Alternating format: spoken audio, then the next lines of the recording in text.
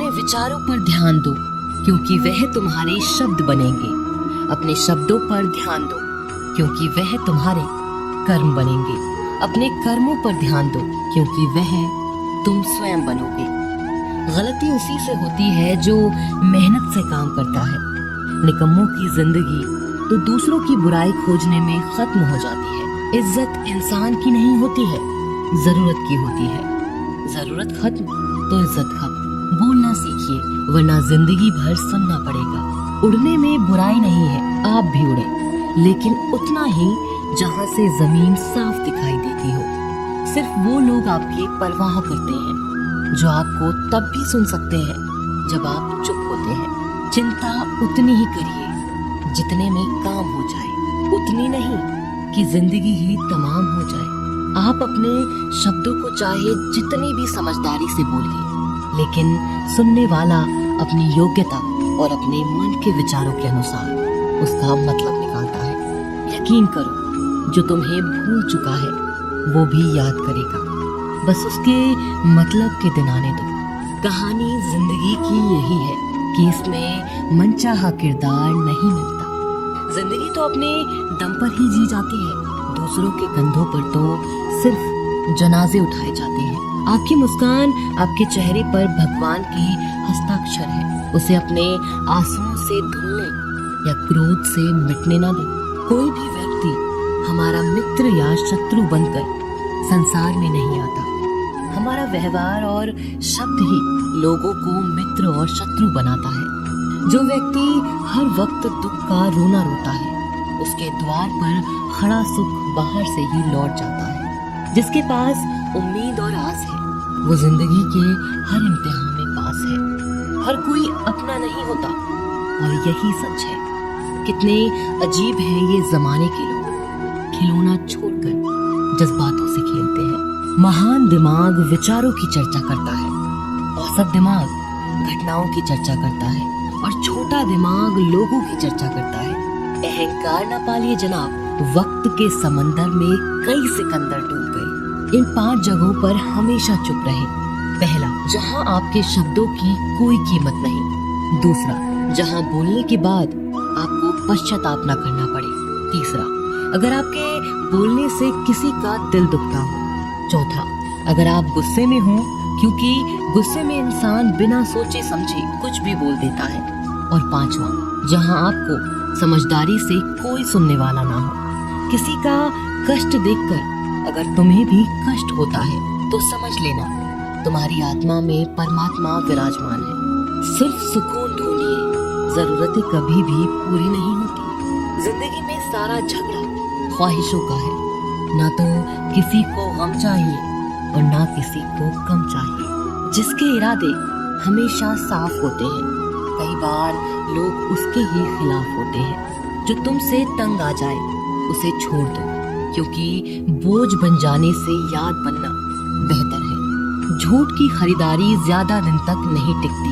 सच एक ही सही अंत तक साथ देता है। किसी इंसान के आज को देखकर उसके भविष्य का मजाक मत उड़ाओ, क्योंकि समय में इतनी शक्ति है कि वो कोयले को धीरे धीरे हीरे में बदल देता है। समय जब फैसला करता है तब गवाहों की जरूरत नहीं होती। इंसान का काम तमाम करने वाला शब्द है कल करूँगा। ना तो अधिक बोलना अच्छा है और ना ही जरूरत से ज्यादा चुप रहना। जैसे बहुत अधिक वर्षा होना भी अच्छा नहीं है और बहुत अधिक धूप भी अच्छी नहीं होती। विचार कीजिए, जब हमारा जन्म हमारी मर्जी से नहीं होता और मरण भी हमारी मर्जी से नहीं होता, तो इस जन्म मरण के बीच में होने वाली सारी व्यवस्था हमारी मर्जी से कैसे हो सकती है। जिंदगी में हर मौके का फायदा उठाओ, पर किसी की मजबूरी का नहीं। अगर जिंदगी मौका देती है तो धोखा भी देती है। जिंदगी की सबसे अच्छी दवा है जिम्मेदारी। एक बार पी लीजिए साहब, जिंदगी भर थकने नहीं देगी। जीवन में प्रयास सदैव कीजिए, लक्ष्य मिले या अनुभव दोनों ही अमूल्य हैं।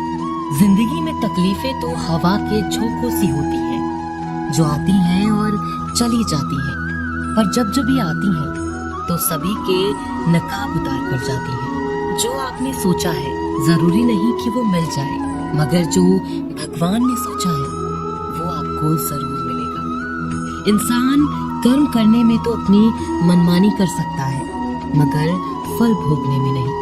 अपना वो होता है जिसके साथ बातें खुलकर की जा सके, ना कि संभल कर। मनुष्य अहंकार और गलतफहमी के कारण महत्वपूर्ण चीजों से दूर रहता है। गलतफहमियां सच नहीं बताती और अहंकार सत्य को देखने नहीं देता। अगर जिंदगी आपके साथ खेल रही है तो आप निश्चित एक बेहतरीन खिलाड़ी होंगे। जिंदगी का काम है ठोकर मारना, बिखरना है या निखरना है, ये तो आप पर निर्भर करता है। आज तुम्हारे जीवन में कितनी मुसीबतें हैं, इससे कोई फर्क नहीं पड़ता। फर्क पड़ता है तो बस इस बात से कि तुम उसका सामना कैसे करते हो।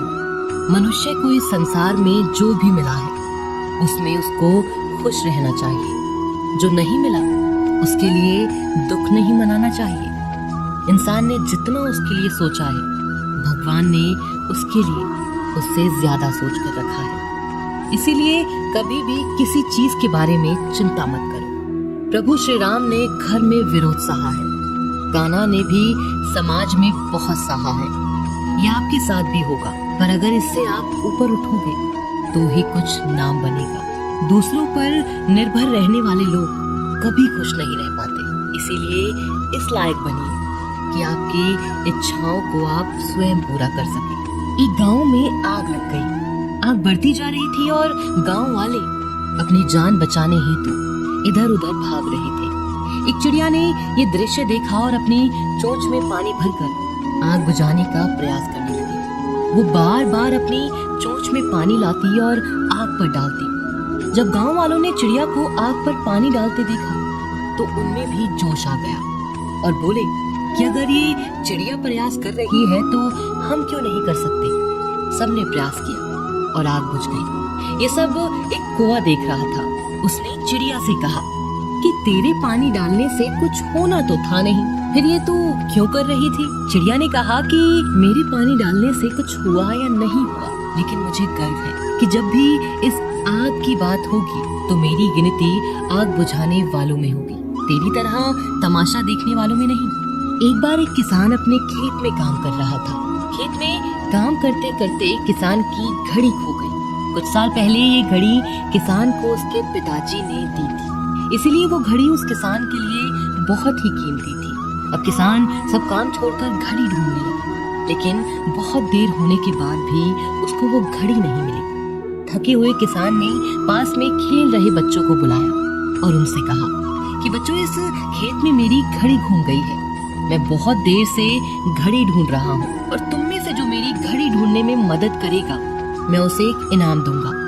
इनाम के उत्साह में सब बच्चे उस घड़ी को ढूंढने में लग गए, लेकिन इतने बड़े खेत में छोटी सी घड़ी ढूंढना बहुत ही मुश्किल काम था।